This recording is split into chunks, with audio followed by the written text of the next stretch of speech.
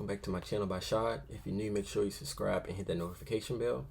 So we're going to do another Adobe Illustrator tutorial, but today we're going to use the transform effect.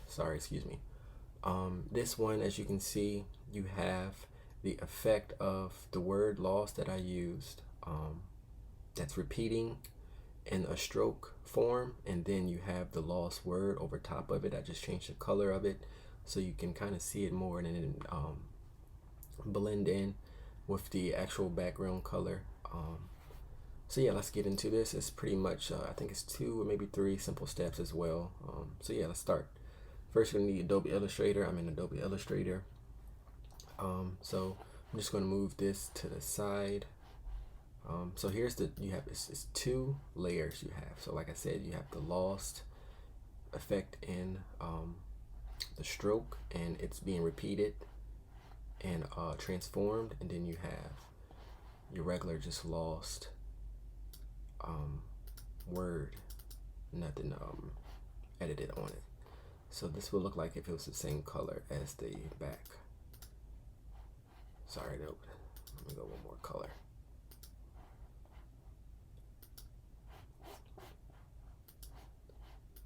Alright, so yeah, that's how it would look like blended in.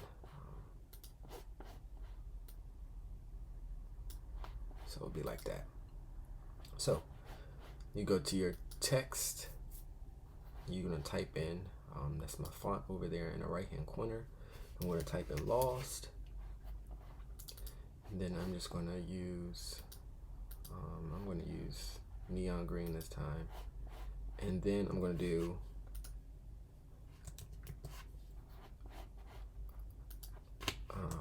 Command C, Command V, copy and paste, and then I'm going to make that the stroke.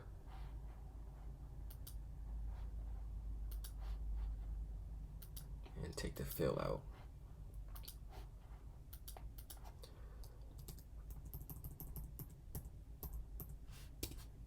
Alright, so it'll be like that. And then with this still selected, all I'm going to go is to the effects tab at the top, distort and transform, and then you will get this. I am going to use 15 copies. You can play around with this to see how many copies you need, but I'm using 15. And then I'm going to the scale, horizontal, and then I'm going to go back to about like 97.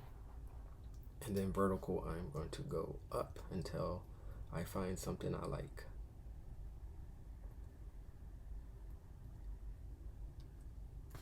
And then I'm going to go back to horizontal